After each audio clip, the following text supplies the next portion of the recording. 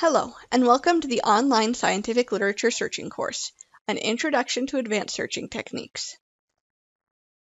In this course, we'll talk about advanced searching techniques, combining meshing keywords, and building the final search. Something we have not talked about much in this class, but that is important to touch on, is the literature search workflow, beginning from a research question all the way through to documenting your search methods. Most of this class has focused on the portion from the research question through to conducting a search.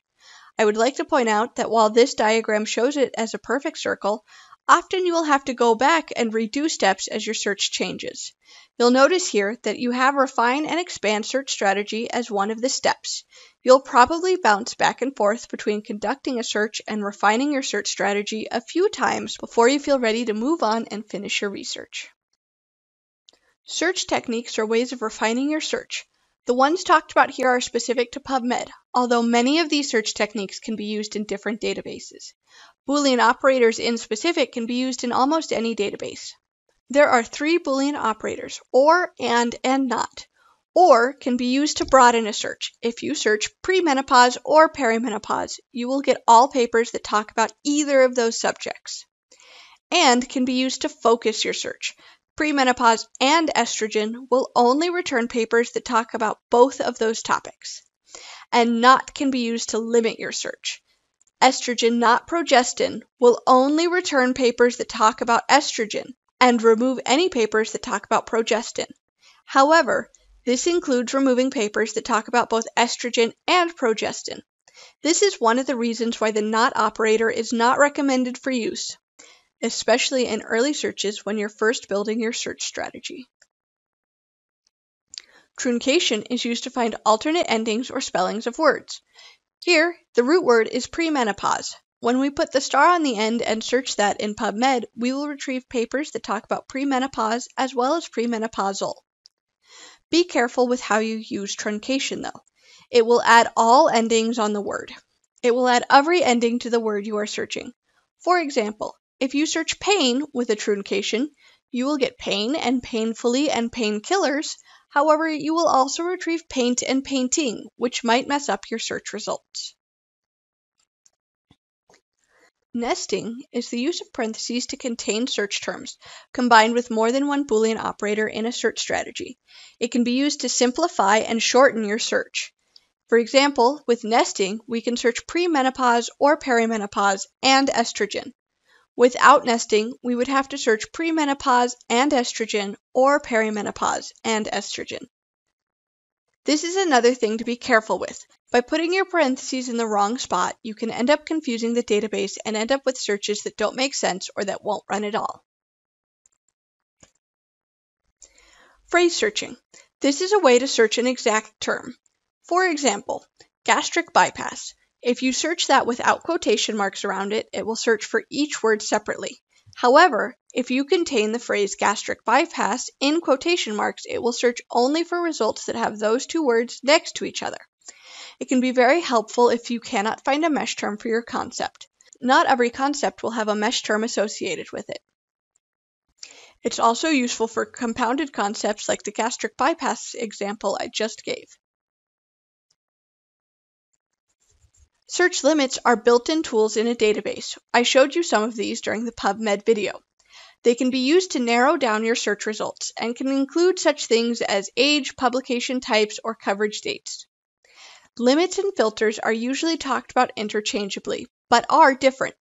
Limits are provided by the database you're searching in. Filters have been built by professional searchers as a way to narrow down their search results and find only the articles they're looking for, and are not provided by the database you're working in, but found outside of it. Earlier in this class, we talked about finding key concepts using this question. Is bariatric surgery or referral to a nutritionist more effective at helping a diabetic patient lose weight? We identified these three key concepts: gastric bypass, nutritionists, and diabetic. We can take these concepts and turn each one into its own search. We could also have used the PICO method to identify our key concepts. You'll notice that our key concepts on the previous page match these exactly, but did not include weight loss. The outcome is not often included in the final search, unless you're having a hard time identifying papers that directly address the outcome you're looking for, or you're finding you have too many results and use the outcome as a way to further limit your search. Here are some key points when translating your concepts into a search. You need to identify the search terms for your concepts using additional synonyms and controlled vocabulary. This means using a mixture of mesh terms and keywords as talked about in the previous video. Familiarize yourself with the database you're using and the search techniques available there. We talked about the search techniques earlier in this video, and I gave you an overview of the database that we'll be using in a previous video. You can design a search strategy by combining search terms using Boolean operators and applying the techniques we talked about. Search strategies must be adapted for each database. The search we're designing for PubMed could not be copied and pasted into EBSCO Medline. Here is an example of what a full search would look like. We have the controlled vocabulary for each concept: diabetes mellitus, gastric bypass, and nutritionist. And then I went and found some free text terms, synonyms, or keywords that also work for each concept. Within each concept, the ideas are combined using the OR Boolean operator. This is because you want to build it out to find every paper you can for each concept. You will also combine the mesh term using OR. Later on, we'll combine each of the full searches for each concept using AND. As shown in this, each concept in Pico is combined using OR, and then all of the concepts together are combined using AND. You'll see an example of this in the next video when I show you how to search this in PubMed. Thank you for your attention.